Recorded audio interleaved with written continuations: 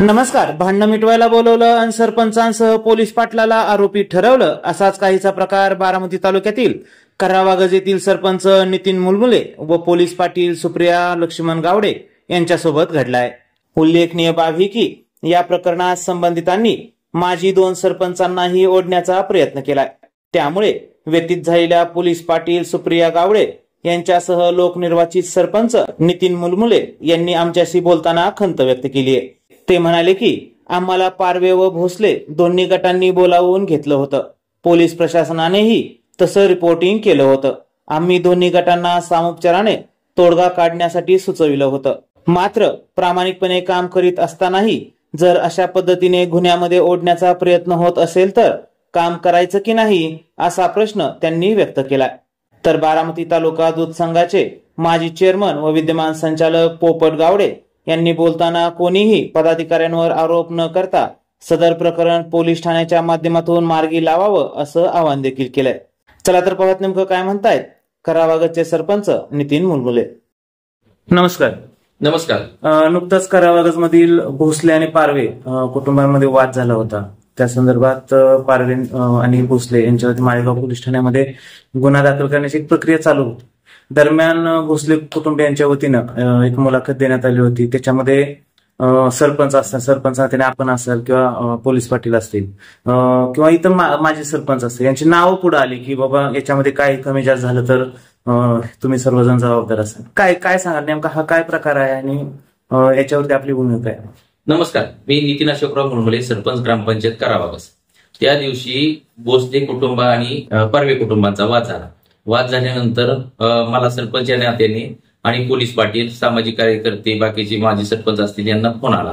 Phone आल्यानंतर आम्ही 4-5 व्यक्ती तिथे गेलो. त्यांच्या घरी गेल्यानंतर ते एक वृद्ध व्यक्ती होती. वृद्ध व्यक्तीला थोडेसे ते पारधी कुटुंबियांची व्यक्ती म्हणत होती की त्यांना मारहाण झाली. मारहाण झाल्यानंतर आम्ही पारव्यांसाठी आम्हाला फोन आला की बाबा ती पारधी समाजाच्या लोकांनी आम्हाला बोलवून घेतले आणि म्हणतात की तुम्ही त्यांना मारले. मग आम्ही तिथे गेल्यानंतर पोलिसांचा पण आम्हाला फोन आला की बाबा काय तुमचं परस्पर काय होत असलं तर त्यांचं तुम्ही बघून घ्या तिथं. मग आम्ही गेल्यानंतर सगळी व्यक्ती गेल्यानंतर आम्ही ती पारवी कुटुंबांना आणि भोसले कुटुंबाला बोलवून घेतलं.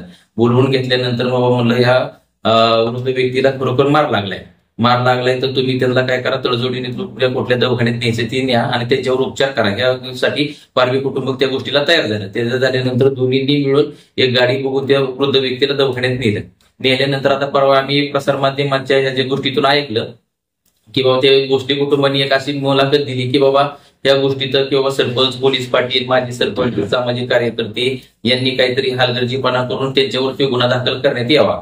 तर आता आम्ही फक्त गावात वादविवाद निर्माण होऊ नये या गोष्टीने त्या दोन्ही कुटुंबियांना गेल्या. दोन्ही कुटुंबियांना समज व्यवस्थित दिली की बाबा तुम्ही एकमेकाच्या परस्पर दवाखान्याचा जाऊन खर्च करा. आता असेच प्रसार माध्यम जाऊन जर समजा गाव पातळीवर आमचीच नाही तर पोलीस पाटील, माजी सरपंच, सामाजिक कार्यकर्त्यांची जर बदनामी होत असेल तर ते आमच्यासाठी गोष्टी चुकीच्या आहेत. मग असं जर झालं तर इथून पुढच्या काळात बाबा एखाद्या पोलीस स्टेशनचा किंवा अन्य कुठल्या अधिकाऱ्यांचा जर फोन जर आला तर आम्ही ह्या गोष्टीला पुढे जायचं का नाही जायचं हा आमच्या पुढे प्रश्न पडायला लागलाय. आमचाच नाही तर बारामती तालुक्यात, पुणे जिल्हा, अख्ख्या महाराष्ट्रातील संबंध सरपंच, पोलीस पाटील, आजी माजी कार्यकर्त्यांवर ही वेळ येणार आहे. असं जर तुम्ही जर उद्या म्हणायला लागला की बाबा जर समजा ह्या पदाधिकाऱ्यांवर जर गुन्हा दाखल करा तर अशी गावात कुठल्या गोष्टीचं वाद झालं तर कोण उद्या पुढे या गोष्टी मिटवायला सरसावणार नाही.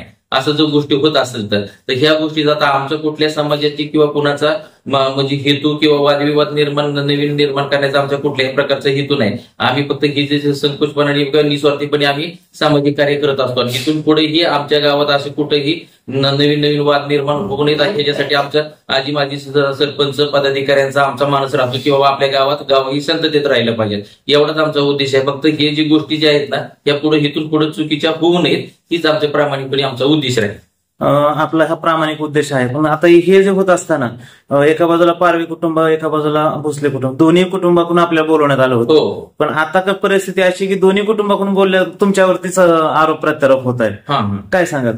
आता कसं होतं माहिती का, आम्ही जे आमचे साहेब आम्ही प्रामाणिकपणे काम केले की बाबा तुमचा वादविवाद होत नाही, विकोपाला वादविवाद जाऊ नयेत म्हणून आम्ही सामंजस्यपणाने त्यांची तडजोड घालून आम्ही ही गोष्टी मिटवलेली आहे. आता शेवटी त्याच्यातनं त्यांनी अर्थ काय घ्यायचा ती त्यांचा मार्ग त्यांना विषय, पण आम्ही जे केले ते आम्ही प्रामाणिकपणे काम केलेले आहे. म्हणजे एकंदर आता असं होत राहिलं तर येणाऱ्या काळामध्ये आपल्याला काम करणं मुश्किल होईल. हो. हा प्रश्न केवळ आपल्या करावागज ग्रामपंचायतचाच नाही तर अखंड महाराष्ट्रात किंवा अखंड देशातील ग्रामपंचायतीच्या सरपंच असेल किंवा पोलीस पाटील असेल यांना याच्यातून. हो बरोबर आहे. जर आम्ही निस्वार्थीपणे आमचंच नाही तर अख्ख्या महाराष्ट्राचे सरपंच किंवा पोलीस पाटील असेल निस्वार्थीपणे जर काम करत असतील आणि जर पुढच्या व्यक्तींकडून जर असेच आरोप होत असतील तर इथून पुढे भविष्यात असं काम करणं, सार्वजनिक काम करणं असे अडचणीचं ठरणार आहे, आमच्यासाठी अतिघातक ठरणार आहे. आणि मग असं ह्या गोष्टीसाठी पुढील काळातील बाबा पोलीस प्रशासन ह्या बाकीच्या गोष्टींनी ह्या प्रशासनाच्या वतीने बाबा सरपंच, पोलीस पाटील किंवा आज सामाजिक कार्यकर्ते प्रामाणिकपणे काम करणारे त्यांचा ह्यांनी भविष्यात विचार चांगल्या पद्धतीने केला पाहिजे.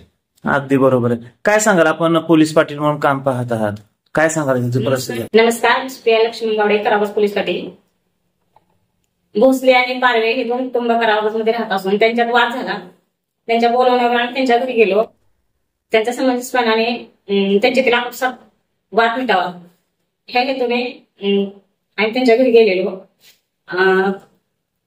त्यांना दवाखान्यात नेण्यात सांगितलेलं. नंतर पारवे ही व्यक्ती फरार झाली. पारवे फरार झाल्यामुळे भोसलेंनी आमच्यावर टीका टिप्पणी जी केली त्यामुळे रोष निर्माण झाला त्यांच्या मनामध्ये.